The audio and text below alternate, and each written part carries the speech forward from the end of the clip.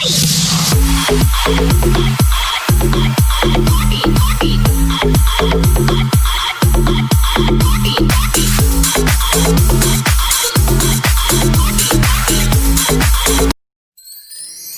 itu psikologi pendidikan?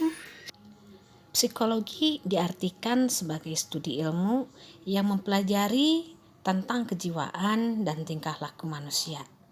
Slater 2005.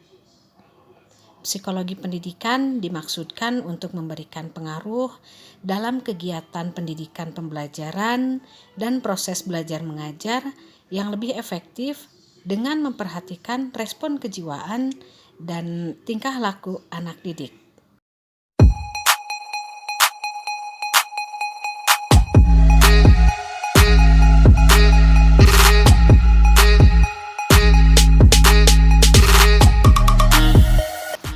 Fungsi psikologi pendidikan. Di dalam faktor psikologi, sekurang-kurangnya ada 7 faktor yang mempengaruhi belajar, antara lain intelijensi, perhatian, minat, bakat, motif, kematangan, dan kesiapan. Dan faktor-faktor inilah yang harus diperhatikan oleh setiap pendidik agar dapat mengendalikan dan mengatur belajar, agar dapat berlangsung efektif, terarah, dan optimal. Guru yang baik adalah guru yang dapat mengerti, memahami permasalahan atau kendala dari seorang peserta didik dan persoalan psikologi peserta didik. Guru yang dapat memahami persoalan peserta didiknya adalah guru yang tidak memaksakan keinginannya kepada peserta didiknya, yang mendengarkan keluhan dan problematika dari peserta didik, dan yang juga tidak memaksakan tugas yang menyerupai dan kemampuan peserta didik. Manfaat yang dapat diperoleh pengajar yang memahami psikologi pendidikan antara lain: 1. Pemahaman proses perkembangan peserta didik yang dapat digunakan sebagai bahan pertimbangan dalam pelaksanaan proses belajar mengajar. 2. Pemahaman cara peserta didik. Pemahaman ini mencakup urgensi belajar, teori belajar, hubungan belajar dengan memori, dan pengetahuan serta fase yang dilalui dalam peristiwa belajar. Selain itu juga pendekatan belajar, kesulitan belajar, dan cara mengatasinya. 3. Pemahaman dalam proses belajar mengajar. Menggabungkan antara metode ceramah, kartu, teknik jigsaw, simulasi, dan bermain peran. Pemahaman mengenai teknik dan metode pembelajaran ini hal yang niscaya agar proses pembelajaran variatif dan tidak membosankan. 4. Menjadi pengambil keputusan. Merencanakan, melaksanakan, dan mengevaluasi pembelajaran termasuk membuat keputusan untuk mendinamisasikan kelas agar proses belajar mengajar berlangsung secara efektif dan efisien dengan interaksi belajar mengajar yang lancar dan menyenangkan.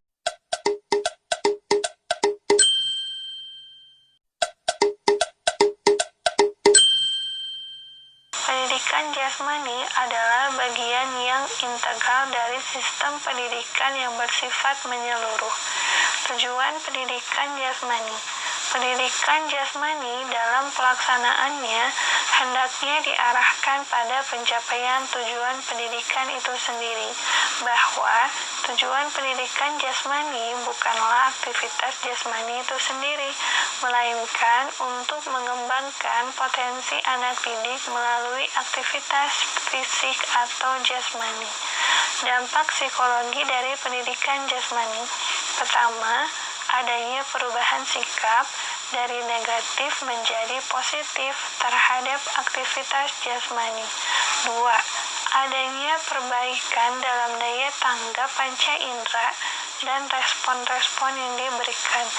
3. Adanya penguasaan keterampilan gerak. Segi rohani, meningkatkan ketakwaan pada Allah dan mewujudkan nilai-nilai keimanannya dalam aspek amaliyah. Segi emosional, mencintai kebaikan bagi diri sendiri maupun untuk orang lain, bertindak atau bertingkah laku secara profesional tanpa kehilangan kepekaan terhadap norma agama. dan norma masyarakat, membantu anak didik menjadi pribadi yang unik, bebas, mandiri, belajar dan bermain dalam dunianya, dan menjadi manusia seutuhnya, peka, dapat menyesuaikan diri atau adaptasi, tidak mementingkan diri sendiri, bisa bekerja sama, dan bisa membantu orang lain.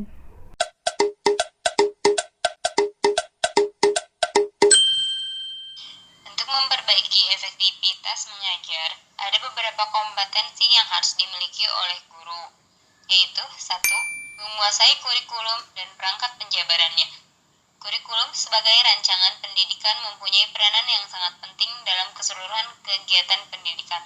Kurikulum adalah pemandu program belajar mengajar, pelaksanaan, dan hasil belajar yang hendak dicapai.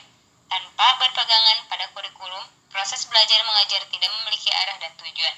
Karena itu, guru yang profesional memiliki penguasaan yang sangat mendalam terhadap kurikulum. Mereka mengetahui cakupan materinya, mengetahui tujuan yang hendak dicapai, tata urutan penyajian, dan porsi waktu yang diperlukan. Selain itu, guru hendaknya mengetahui bagaimana cara mengimplementasikan kurikulum dan program tahunan, program catur bulan per semester, dan persiapan mengajar serta aktivitas belajar mengajar yang efektif untuk menyerap kurikulum.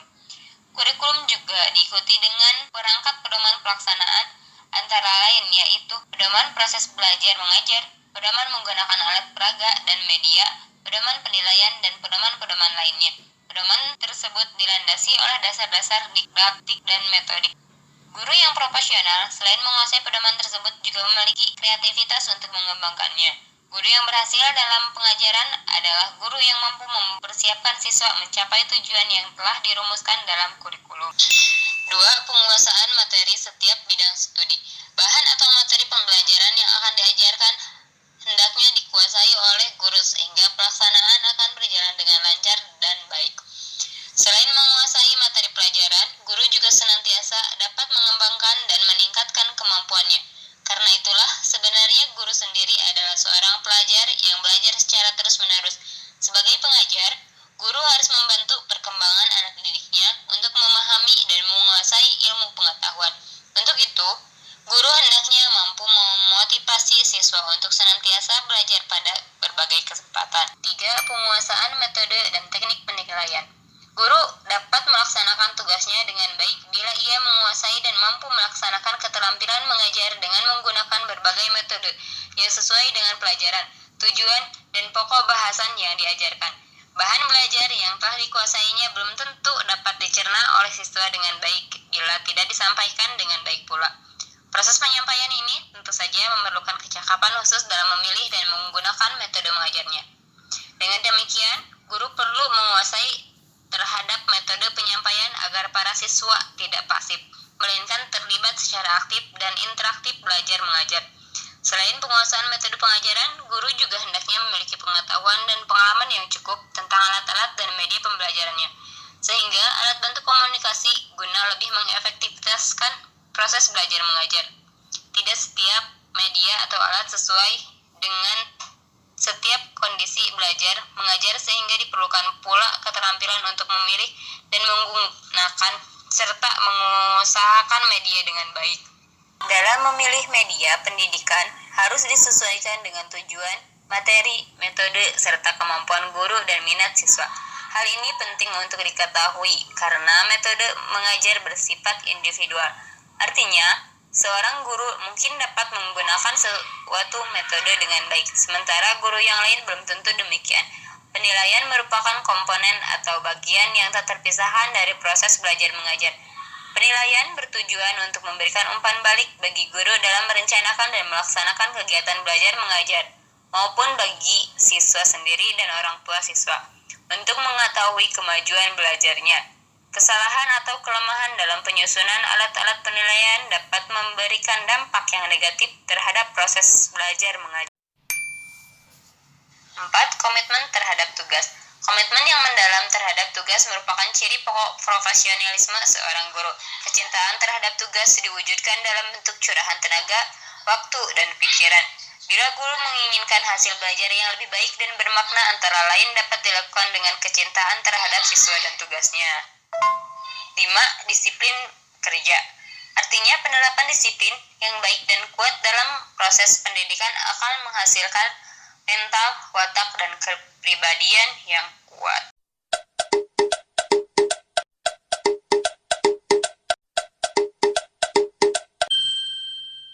Aspek psikologis dapat mempengaruhi kuantitas dan kualitas perolehan pembelajaran siswa.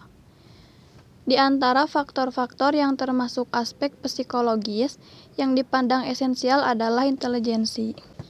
Intelijensi merupakan kecakapan yang terdiri atas 3 jenis, yaitu kecakapan untuk menghadapi dan menyesuaikan diri ke dalam situasi yang baru dengan cepat dan efektif, mengetahui atau menggunakan konsep-konsep yang abstrak secara efektif, mengetahui relasi dan mempelajarinya dengan cepat. Intelijensi juga merupakan kemampuan psikologi fisik untuk mereaksi rangsangan atau menyesuaikan diri dengan lingkungan dengan cara yang tepat. Intelijensi besar pengaruhnya terhadap kemajuan dan hasil belajar. Dalam situasi yang sama, siswa yang mempunyai tingkat intelijensi tinggi akan lebih berhasil dari siswa yang mempunyai tingkat intelijensi yang rendah. Meskipun demikian, siswa yang mempunyai tingkat intelijensi tinggi belum pasti berhasil dalam pembelajaran. Hal ini disebabkan karena belajar merupakan suatu proses yang kompleks dengan faktor yang mempengaruhinya. Sedangkan intelijensi merupakan salah satu faktor yang lain. Siswa yang memiliki tingkat intelijensi yang normal dapat berhasil dengan baik dalam belajar apabila yang bersangkutan belajar secara baik. Sebaliknya, siswa yang memiliki intelijensi rendah perlu dididik di lembaga-lembaga pendidikan khusus seperti SLB. Faktor yang kedua yaitu perhatian. Untuk memperoleh hasil belajar yang baik, siswa harus memberi perhatian penuh pada bahan yang dipelajarinya. Karena apabila bahan pelajaran tidak menjadi perhatian bagi siswa, akan menimbulkan kebosanan sehingga yang bersangkutan tidak suka lagi belajar. Supaya timbul perhatian siswa terhadap bahan pelajaran, usahakanlah bahan pelajaran selalu menarik perhatian dengan cara mengusahakan pelajaran itu sesuai dengan bakatnya. Proses timbulnya perhatian ada 2 cara, yaitu perhatian volisional, memerlukan usaha sadar dari individu untuk menangkap suatu gagasan atau objek, sedangkan perhatian non-volisional timbul tanpa kesadaran kehendak. Faktor yang ketiga yaitu minat. Hilgard dalam Slameto 1999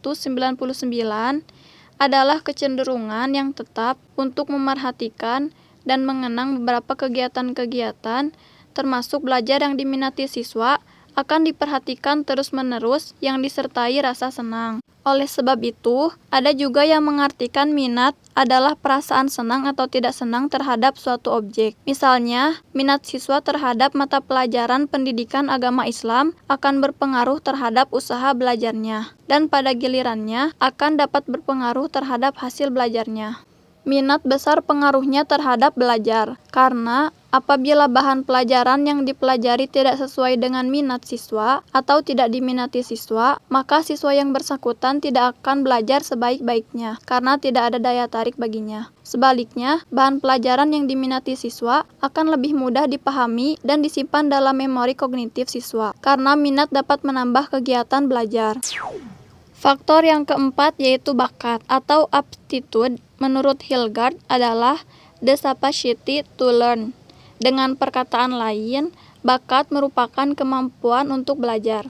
Secara umum, bakat merupakan kemampuan potensial yang dimiliki seseorang untuk mencapai keberhasilan pada masa yang akan datang. Chaplin 1997.